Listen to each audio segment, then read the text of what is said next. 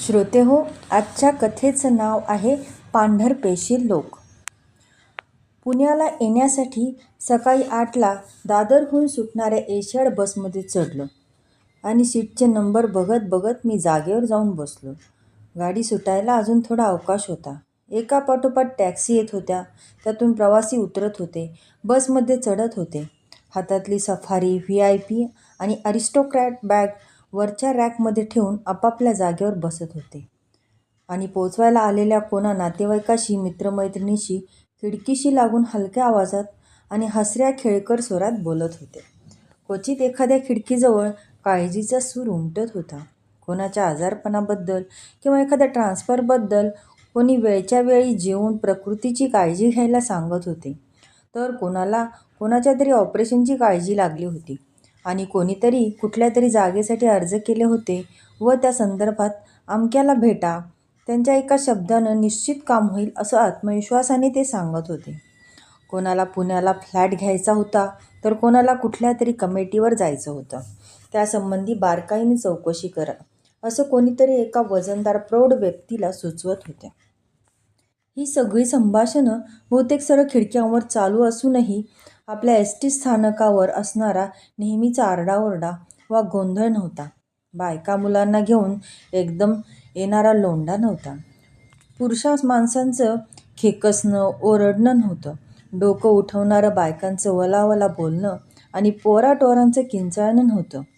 बोचकी गटळी, थैल्या आणि ट्रंका यांची खेचाखेच आणि घुसवणूक नव्हती. ऐनवेळी आत चढून दुसऱ्याच्या रिझर्व्ह सीटवर बसणं नव्हतं किंवा बसायला जागा नसली तर सीटच्या काठावर आपलं बूट टेकून जरा घ्या सरकून असं कोणी कोणाला म्हणत नव्हतं. अडदानपणानं असं बूट टेकवणाऱ्याला अहो इथं कुठं बसता, जागा आहे का बसायला असं कोणी विचारलं तर न उठता आणखी थोडं सरकत अहो कुठं आयुष्य काढायचं इथं, 2 घटका तर बसायचे, घ्या मारून सरका वाईस असं उलट उत्तरही कोणाचं ऐकायला येत नव्हतं. सगळं कसं शांतपणे व्यवस्थित चालू होतं. गाडी सुटायची वेळ झाली. कंडक्टर गाडीत चढला. त्यानं आत चढल्या चढल्या दार लावून घेतलं. त्या आवाजाचा इशारा मिळताच अनेकांनी आपली घड्याळं पाहिली. कोणी कोणाचे हात दाबले, कोणी बाय म्हणून हात वर केले. कंडक्टरनं दोरीवरून घंटी वाजवताच एशियाड सुरू झाली. अनेकांचे डोळे खिडकीवाटे बाहेर पाहू लागले. हात आणि हातरुमाल हालत राहिले. ते दिसेनासे झाल्यावर माना आत वळल्या आणि 2-3 मिनिटातच प्रत्येकजण आपापल्या जगात रमून गेला. सगळे एकाच बसमध्ये बसूनही कोणी कोणाचे उरले नाही. कोणी ब्रीफकेस उघडून त्यातून आजचा ताजा पेपर काढून, कोणी आपल्या काखेला अडकवलेल्या शबनममधून साप्ताहिक काढलं, कोणी इंग्रजी मराठी मासिकं काढून चाळू लागलं, कोणी इंडिया टुडेमध्ये तर कोणी इलस्ट्रेटेड वीकलीमध्ये रमलं, तर कोणी इकॉनॉमिक्स टाइम्स उघडून त्यातल्या शेअरच्या आकड्यात डोकं घालून बसलं. माझ्या पलीकडे एक अगदी तरुण जोडपं बसलं होतं. त्यांचं लग्न झालं असेलही अन् नसेलही, पण ते एकमेकांना अगदी बिलगून बसले होते. फक्त त्यांनाच कळेल असं अगदी नाजूक ओठातल्या ओठात बोलत होते. एकमेकांचा हात हातात घेत होते आणि खुदूखुदू गालातल्या गालात हसत होते. आपल्या नंदनवनात मशगूल होते. माझ्या समोरच्या रांगेत एक वृद्ध जोडपं होतं. ते दोघेही काही वाचत नव्हते किंवा बोलतही नव्हते. कदाचित ते बोलायचं ते त्यांचं केव्हाच बोलून झालं असावं आणि या उतारवयात काही वाचनात स्वारस्यही राहिलं नसावं, पण ते सुद्धा आपल्या जगात स्वतःला कोंडून घेऊन बसावं तसे बसले होते. असं वाटलं 80च्या घरातल्या त्या वृद्धाचा एकच चाळा मला दिसत होता आणि तो म्हणजे आपल्या दोन्ही हातांच्या मुठी ते सारखे झाकत होते, उघडत होते आणि मधून मधून आपल्या बोटांची हालचाल करत होते. ते पाहून मला वाटलं त्यांना हायपर टेन्शन असावं.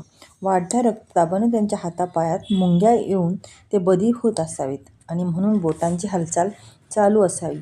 खिडकीशी बसलेली त्यांची वृद्ध पत्नी खिडकी बंद करून आपल्या नवऱ्याकडेच बघत बसली होती. मध्येच डोक्यावरून घेतलेला त्यांचा मफलर घसरून मानेवर आला. तो तेवढा तिनं नीट केला आणि पुन्हा त्यांच्याकडे बघत ती बसून राहिली. त्यांच्या मुठीची उघडझाप आणि बोटांची हालचाल चालूच होती.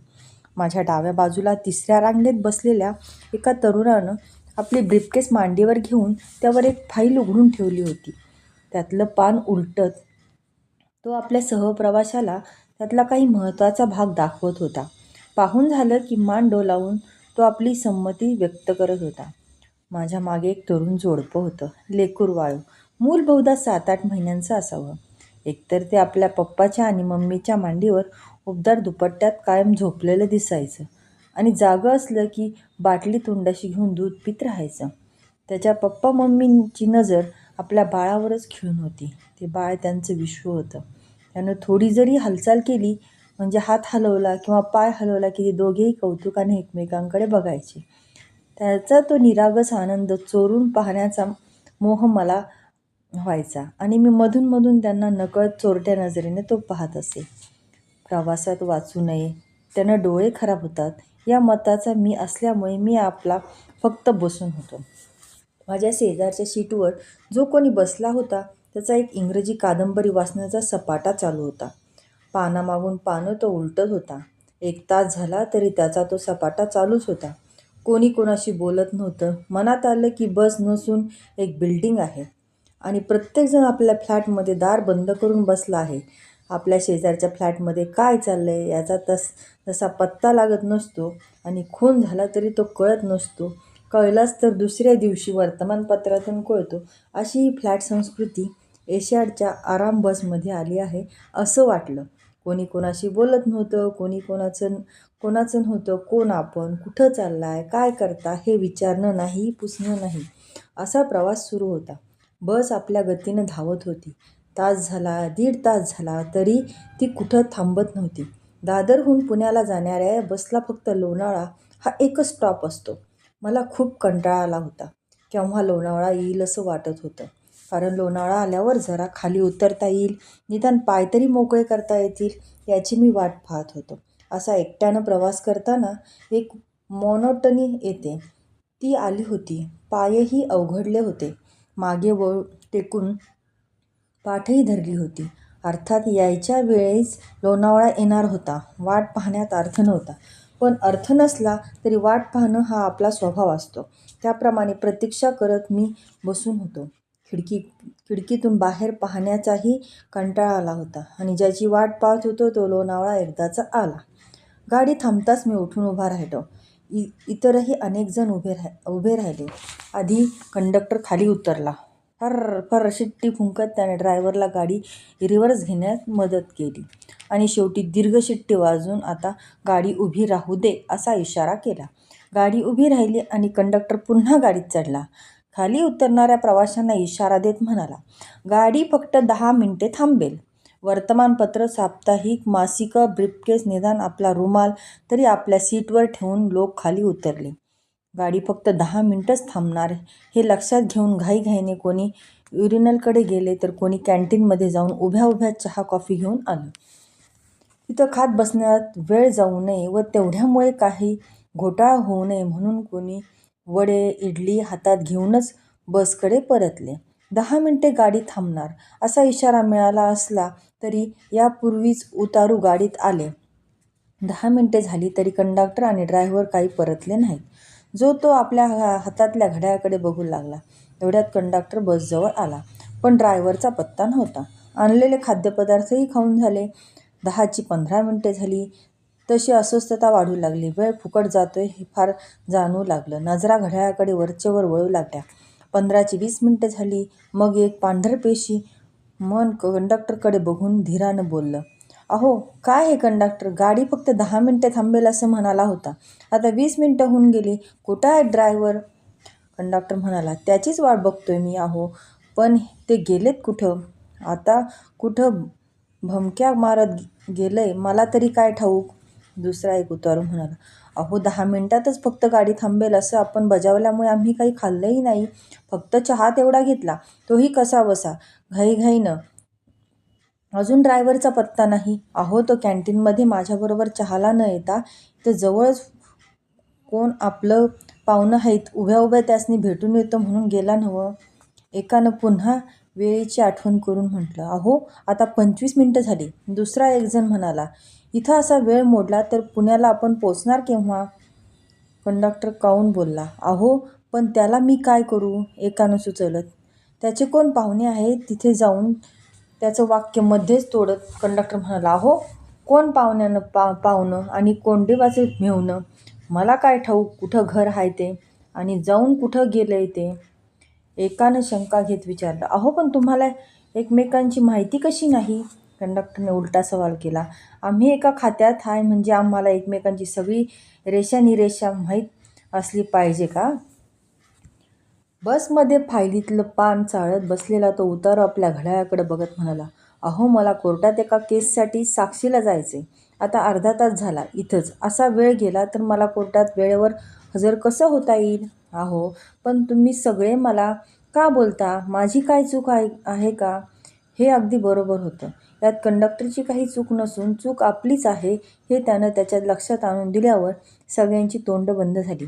कोणी बोलेनासं झालं. पण विवंचना लागूनच राहिली. हा ड्रायव्हर गेला कुठं हे कोणाला कळेना झालं. अर्धा तास झाला तरी तो न आल्यामुळे तो आता येणार केव्हा हे एक कोडच पडलं. कोणाला काम असो नसो प्रत्येकाला वेळेवर पोचायचं होतं. मीही अस्वस्थ झालो. कोणीतरी मध्येच म्हणालं, त्याला जाऊन आता 40 मिनिटं झाली. एवढ्यात कंडक्टर म्हणाला, आला बघा ड्रायव्हर. त्याचीच वाट बघत खाली घोळक्यानं उभ्या असलेल्या सगळ्या प्रवाशांच्या नजरा त्याच्याकडेच वळल्या. गाडीकडे येत असलेला तो ड्रायव्हर आपल्याच नादात दंग होता. आपल्याकडून उशीर झाला याची त्याला कसली खंतही नव्हती. उलट जवळ आल्यावर हसून म्हणाला, वाट बघत उभा राहिलाय होय. एकाच वेळी अनेक जण म्हणाले, हो अहो किती वेळ हा, अर्धा तास होऊन गेला. एक जण म्हणला, अर्धा तास काय म्हणता, चांगली 40 मिनिटे झाली. दुसरा बोलला, आता पुण्याला पोचणार केव्हा. ज्यांना साक्षीसाठी जायचं होतं ते जरा आवाज चढून म्हणाले, अहो आज कोर्टात केस आहे माझी. ड्रायव्हर हसून म्हणाला, मग वेळ घालवत कशाला उभा राहिलाय, बसा आधी पटापटात. एक विमान वेल्यागत नेतो तुम्हाला, का काळजी करता. असं म्हणत तो जवळ आला आणि त्याच्या तोंडाचा भपकारा सगळ्यांना जाणवला. प्रवाशांच्या संशयित नजरा एकमेकांकडे वळून बघू लागल्या. भयभीत होऊन प्रवासी मनानं उतारू बसमध्ये चढले. आपल्या फ्लॅटमध्ये जावं तसं ते आपल्या जागेकडे जाऊ लागले. का काळजी करता असं ड्रायव्हर म्हणाला तरी काळजी कमी न होता ती खरी सुरू झाली. त्याच्या तोंडाचा वास आला. तो भरपूर पिऊन आला हे लक्षात येऊन सगळ्यांचा जीव माटमूट होऊ लागला. सगळे लोक बसमध्ये चढले की नाही हे न पाहताच आणि कंडक्टरच्या घंटेची वाटही न पाहता ड्रायव्हरनं स्टार्टर मारला. फर्स्ट गिअरमध्ये त्याने गाडी उठवलीही. आम्ही अजून नीट बसलोही नव्हतो तोच आपल्या जागेकडे जात होतो. कोणी बसायच्या पवित्र्यात होते. अचानक गाडी स्टार्ट झाली आणि गचका बसल्या बसल्या 3-4 जण एकमेकावर कोलमडले. मी समोरच्या म्हाताऱ्याच्या सीटवर आपटलोच. त्या वृद्धाची बोटं हलायची एकदम थांबली आणि बोटाऐवजी मान हलू लागली. त्याची वृद्ध पत्नी आपल्या यजमानांकडे पाहायचं सोडून माझ्याकडे बघू लागली. कंडक्टर ओरडला, अरे हो हो हो, लोकांना आपल्या जागेवर बसू तर द्या. ड्रायव्हर म्हणाला, मग घंटा कशाला मारली. कंडक्टर भडकला, कुणाच्या आणि कुठल्या कानानं घंटी ऐकलीस असं त्याला विचारून प्रवाशांच्या साक्षी काढत म्हणाला, बसमधल्या कुणालाही विचार मी घंटी मारली का. काय हो घंटी मारली. ड्रायव्हरनं आवाज दिला, कुणाला काय विचारत बसलास, आता तर मार की घंटी. दोरी ओढून कंडक्टरनं घंटी मारली आणि गाडी स्टार्ट झाली. कसली स्टार्ट, हॉर्नपेक्षा मशीनच्या मोठ्यानं वाजायला लागलं. फर्स्ट गिअरमध्ये गाडी सुरू झाली आणि त्याच गिअरमध्ये लोणावळा बसस्थानक सोडून ती पुण्याच्या रस्त्याला लागली. मशीनच्या आवाजानंच लोक रस्ता सोडून बाजूला होत राहिले. लोणावळा मागं जाऊन मोकळा रस्ता आला. एक मोकळं रान मिळाल्यासारखं त्या ड्रायव्हरला झालं. भराभर गिअर बदलत त्याने भन्नाट गाडी सोडली. गाडी वाऱ्यासारखी पुढं धावत होती आणि त्याच वेगात रस्ता मागे पळत होता. कधी आपलं दार उघडून फ्लॅटच्या बाहेर न येणारे पांढरपेशी लोकही हादरून गेले. आपलं दार उघडून शेजारी एकमेकांकडे बघत राहिले. अजूनही जीभ टाळ्याला लागत नव्हती, पण नेत्रपल्लवी सुरू झाली. हे काही खरं नाही असं आपल्या डोळ्यांनीच ते एकमेकांना सांगू लागले. चेहरे केविलवाणे झाले तरीही त्यांची वाचा मोकळी झाली नव्हती. शिष्टाचाराच्या कैदेत अजूनही अडकून पडली होती. प्रत्येकजण आपापल्या फ्लॅटच्या फक्त दाराशी उभा होता. चला आपण एकत्र येऊ, चर्चा करू, काही तोडगा काढू अशी भाषा कोणाच्या तोंडून येत नव्हती. पुढे व्हायला कोणी धजत नव्हतं. मी मध्येच माझ्या फ्लॅटच्या दाराशीच उभा होतो. मनात अनेक वेळा येत होतं, ओरडून या ड्रायव्हरला सांगा, बाबा रे गाडी नीट चालव. पण हे शब्द उच्चारायला माझी जीभ उचलत नव्हती. मांजराच्या गळ्यात घंटा बांधावी हे खरं, पण कोणी हाच तर प्रश्न होता तो आम्ही फक्त डोळ्यांनी एकमेकांना विचारत होतो. आम्ही सर्वजण त्या एकाच प्रश्नानं घेरले गेलो होतो. बसनं तुफान वेग घेतला. घुई घुई असा एखाद्या वादळाचा आवाज यावा तसा बसच्या वेगाचा आवाज येऊ लागला. माझ्यासमोरचं वृद्ध वेगानं बोटं हलवू लागलं. ते यंग कपल नुसतं मूकच नाही तर बधीरही व्हावं तसं मूकबधीर होऊन बसून राहिलं होतं. माझ्या मागं बसलेल्या जोडप्याचं लक्ष आपल्या बाळावरून केव्हाच उडालं होतं आणि जीव मुठीत धरून, बाळ उराशी धरून ते त्या ड्रायव्हरकडेच बघत होते. भूक लागून की आणखी काही होऊन ते बाळ रडत होतं, पण तिकडेही त्यांचं लक्ष न जाता सगळं एकवटलं होतं त्या ड्रायव्हरवर. दादरहून निघाल्यापासून तो फाईल उघडून बसला होता. तोच आता ती आपल्या ब्रीफकेसमध्ये ठेवून आपले डोळे समोर लावून बसला होता. गाडी भन्नाट सुटली. तिनं भलताच वेग घेतला. प्रवाशांची तोंडं सगळी बंद झाली. लोणावळ्यापर्यंत ते वाचनात मग्न झाले होते. तेही हातातले पुस्तकं मिटून गप्प बसले होते. वर्तमानपत्र, साप्ताहिक, इंग्रजी, मराठी मासिकं बेवारसासारखी पडून होती. वाचनप्रिय पांढरपेशी जमात आपलं वाचन सोडून चिंतातूर झाली होती. चिंतन मननात रमणारी ही माणसं एकाच काळजीने घेरली होती. आपण धड जाऊ का? सुखरूप पोहोचू का? एवढ्यात कचकन ब्रेक दाबला गेला. दणकन गाडी थांबली आणि धाडकन लोक पुढं आपटले. अनेक आवाज बसमध्ये घुमले. विजापूरच्या गोल घुमटासारखे त्यांचे प्रतिध्वनी उमटत होते. काय झालं? काय झालं? काय झालं? ड्रायव्हरचा हसरा आवाज कानावर आला. अहो, RTO समोर आला ना, एकाएकी गाडी उभी करायला नको. माना उंचावून लोकांनी समोर पाहिलं. ड्रायव्हरचा RTO म्हणजे रस्त्यात 2-3 म्हशी उभ्या होत्या. त्या RTOना बघून गाडी एकाएकी थांबली आणि बसमध्ये दाणादाण उडाली. मांडीवरचे ते लहान बाळ एक वीतभर उडून खाली आपटले. त्याने टाहोच फोडला. समोरचं वृद्ध जोडपं आपल्या समोरच्या सीटवर आपटलं. त्यामुळे यातलं कोणीतरी एकजण आपल्या तावडीतून वाचला. बहुतेक तो वृद्ध बचावला, पण त्याचं कपाळ समोरच्या सीटवर आदळून जो काही कपाळमोक्ष व्हायचा तो टळला नाही. अनेकांची अनेक तऱ्हा झाली, पण मात्र सगळ्या बिल्डिंगला जाग येऊन फ्लॅटमधून लोक बाहेर पडावेत तसे बसमधले सगळे प्रवासी सीट सोडून उठले आणि त्यांनी ड्रायव्हरवर प्रश्नांचा भडीमार केला. अहो, काय ही गाडी चालवणं का काय? आम्हाला कुठं घेऊन चाललाय? पुण्याला की स्वर्गाला? अहो ड्रायव्हर साहेब, आम्ही आमच्या आईला बघायला निघालो. ती आजारी आहे म्हणून. पण तुमच्या गाडी चालवण्यात तिलाच मला बघायला यावं लागेल असं दिसतंय.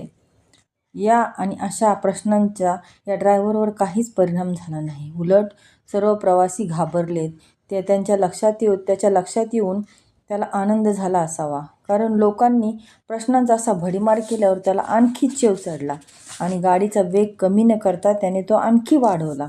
लोक जीव मुठीत घेऊनच बसून राहिले. तेवढ्यात एक वळण आलं आणि भर वेगाने गाडी अशी काही वळली की सगळे उतारूही वळले आणि दुसऱ्याच्या अंगावर पडले. त्या वळणावर झालेला चाकांचा आवाज कानात घुमत होता. आता मात्र फ्लॅट संस्कृती जाऊन सगळे लोक आपापसात एकमेकांशी बोलू लागले. इंग्रजी कादंबरी वाचत असलेला माझ्या शेजारचा प्रवासी मला म्हणाला, इट्स डेंजरस, इट्स ऑफुल. मी म्हटलं, आपण कंडक्टरला सांगू. या, इट्स गुड आयडिया. मग मी कंडक्टरला म्हणालो, अहो कंडक्टर साहेब, काय चाललंय हे? हे गाडी चालवणं म्हणायचं का काय? तुम्ही तरी सांगा त्याला. मी म्हटलं. अनेकांनी त्याला साथ दिली. मग कंडक्टरनी त्याला आवाज दिला, बाबूलाल भैया, जरा गाडी आस्ते चलाना. ओ भैया, देखो सब लोग डर गए हैं, सब लोग डर गए हैं. हे ऐकून लोक किती भ्यालेत हे बघण्यासाठी पुढे बघायचं सोडून तो चक्क मागे वळून हसऱ्या चेहऱ्याने बघत होता. गाडी भरधाव पुढे चालली आणि लोक कसे घाबरलेत हे वळून पाहण्यात तो आनंद घेऊ लागला. दोघे तिघे मोठ्याने म्हणाले, अहो मागे काय पाहताय, पुढे बघून गाडी चालवा, ॲक्सिडेंट होईल ना. यावर आनंदाने तो हसला आणि सगळ्यांशी अशी घाबरगुंडी उडाली. हे पुन्हा पुन्हा तो मागे वळून पाहू लागला. माझा शेजारी अत्यंत चिंतातूर चेहऱ्याने मला म्हणाला, my God, he is playing with the lives of us. मग मी कंडक्टरला पुन्हा म्हणालो, अहो कंडक्टर, सांगा ना जरा त्याला, आमच्या सगळ्यांच्या जीवाशी खेळ चाललाय याचा. तो म्हणाला, त्यात माझा बी एक जीव हाय नवं. म्हणून म्हणतो जरा दरडावून सांगा त्याला. कंडक्टर बोलला, अहो ते लई पंटर हाय, त्यात आता ते विमानात बसले. आपण सांगून काय ऐकणार हाय होय ते, उलट ते जास्तीच करल. गरकन गाडीने एक असं वळण घेतलं की गाडी एका अंगाला जवळजवळ कलंडलीच होती. वरच्या रॅकमधल्या काही बॅगा कुणीतरी फेकून द्याव्या तशा त्या खाली पडल्या. एक दोन कोणाच्या खांद्यावर पडल्या तर एक कंडक्टरच्या गुडघ्यावर आदळली. त्या यंग कपललाही प्रसाद मिळाला. ते जोडपे किंचाळले. माझ्या मागच्या रांगेतील त्या बाळाच्या दुधाची बाटली उडून बाजूला पडली. तिच्या काचेचे तुकडे सगळीकडे पसरले. बसमध्ये गोंधळ उडाला. त्या तरुण जोडप्यातला तरुण ड्रायव्हरकडे पाहत म्हणाला, अहो मिस्टर, आम्ही हनीमूनला महाबळेश्वरला चाललोय. कालच आमचं लग्न झालंय. हनीमूनला आम्हाला काय स्वर्गात पाठवता काय.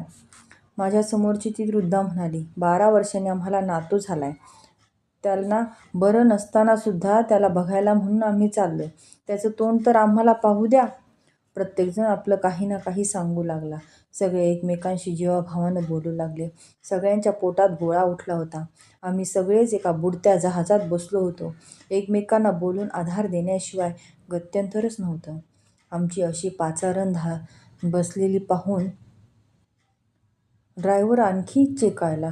ही मजा लुटत व मागं वळून आमची फजिती बघत तो गाणं म्हणू लागला, चांदनी रात बड़ी देर के बाद आई है, चांदनी रात बड़ी देर के बाद आई है, ये मुलाकात बड़ी देर के बाद आई है, आज की रात बड़ी देर के बाद आई है.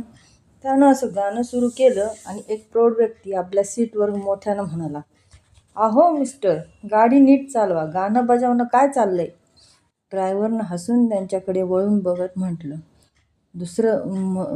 बघत दुसरं गाणं सुरू केलं, इन्हीं लोगों ने ले ली ना दुपट्टा मेरा, इन्हीं लोगों ने ले ली ना दुपट्टा मेरा, हमरी न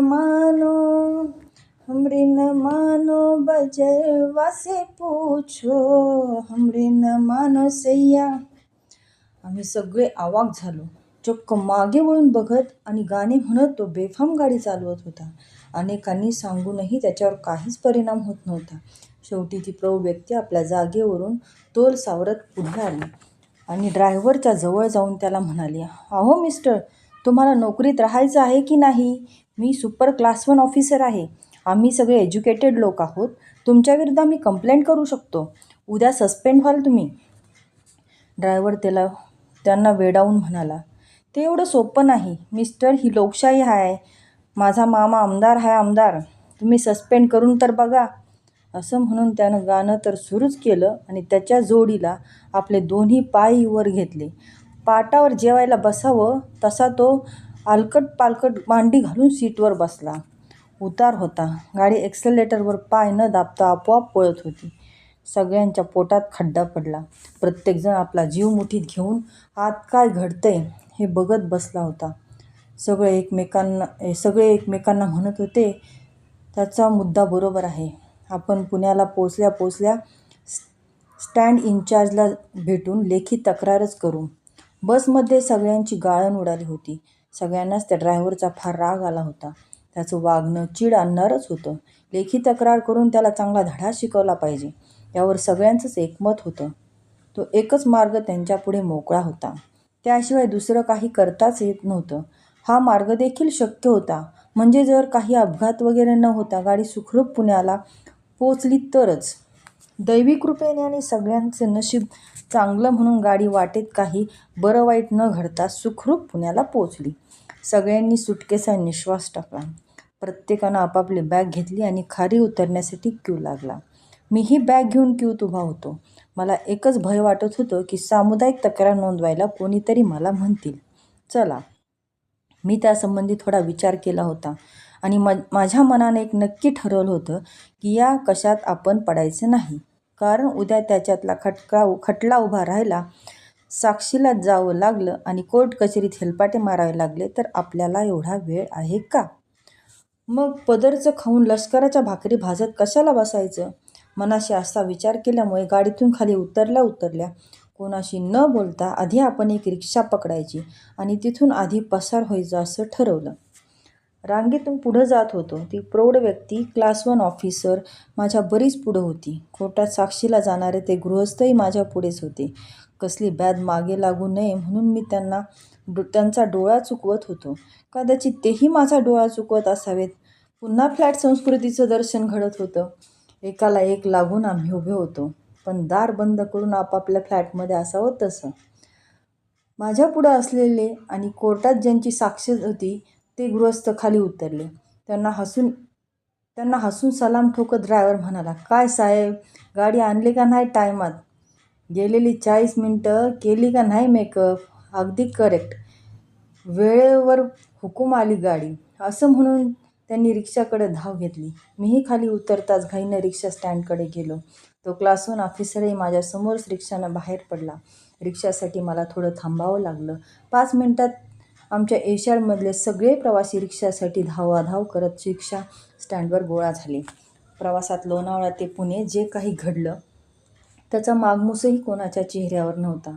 मग लेखी तक्रार तर लांबच राहिली. मनात आलं, हे जर असं आपल्या ग्रामीण भागात घडलं असतं तर आपल्या ड्रायव्हरला गाडीतनं खाली ओढून त्याची उतरेतोवर त्याला ठोकलं असतं.